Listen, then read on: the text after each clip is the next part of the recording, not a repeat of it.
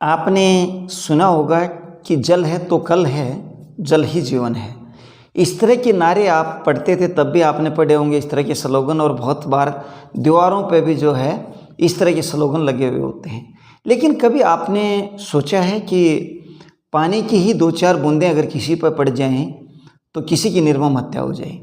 ये बातें जितनी सुनने में बुरी और अटपटी लग रही है, उतनी ही ये सच्ची भी है। दरअसल ये जो घटना है वो 4 मार्च 2026 की है, और ये मामला दिल्ली के उत्तम नगर के अस्पताल के जे कॉलोनी का है, जहाँ पे एक 7 वर्षीय हिंदू बच्ची होली के दिन अपनी बालकोनी में गुब्बारे के साथ खेल रही थी। अचानक उसके हाथ से गुब्बारा छूट जाता है, और वो जो गुब्बारा है वो ज़मीन पर गिर जाता है। ज़मीन पर गिरने से गुब्बारा फट जाता है और उसकी पानी की बूंदें इधर उधर उस गुब्बारे से बिखर जाती हैं। जैसे ही वो गुब्बारा ज़मीन पर गिरता है और उसकी पानी की बूंदें इधर उधर बिखरती हैं, तो उसी समय एक सायरा नाम की मुस्लिम महिला उस गली से गुजर रही थी। कुछ पानी की बूंद या कुछ छींटे उसके ऊपर पड़ जाते हैं। इसको देख करके सायरा ने हाय तौबा मचाना शुरू किया और उस परिवार को भला बुरा बोलना शुरू कर दिया।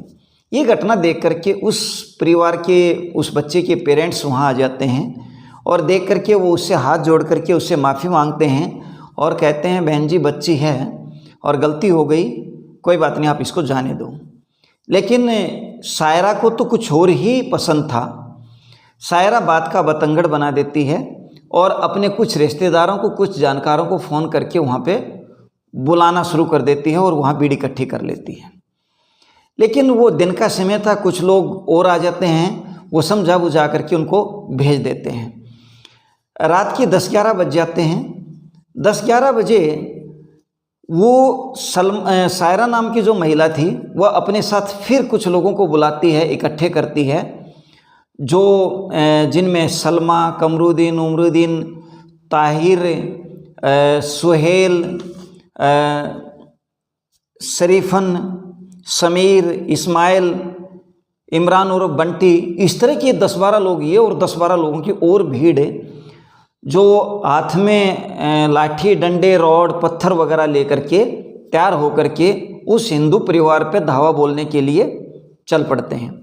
उधर वो हिंदू परिवार जो दिन में जहाँ पे घटना हुई, वो उस परिवार को एहसास ही नहीं था कि सलमा दोबारा इस तरह का कोई कांड करेगी, क्योंकि उनको तो लगता था कि बच्ची का मामला था और बहुत छोटा सा मामला था, सबने हाथ जोड़ के माफ़ी मांग ली तो मामला आया गया हुआ।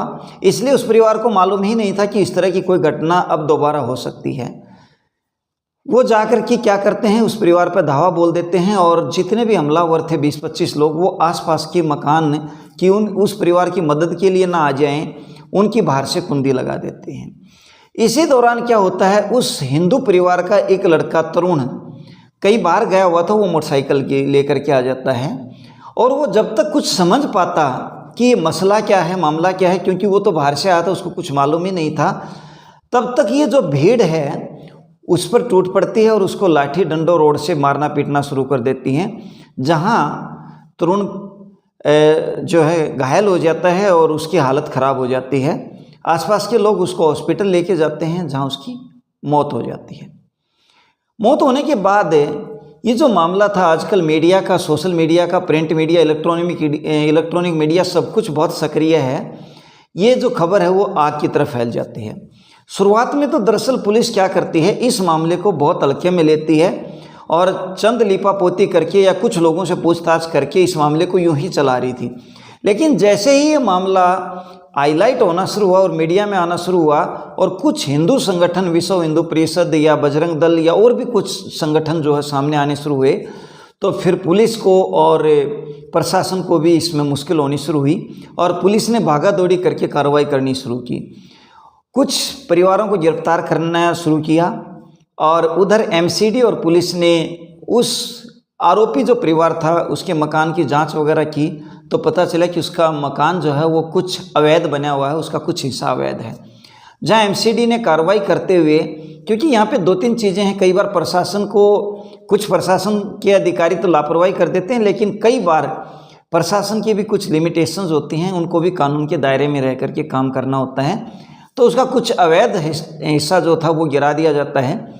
लेकिन यहाँ पे भी ना तो पीड़ित परिवार का, ना ही हिंदू संगठनों का और ना ही आसपास के हिंदू परिवारों का गुस्सा शांत होता है, बल्कि ये मामला लगातार मीडिया और सोशल मीडिया में उठा रहता है।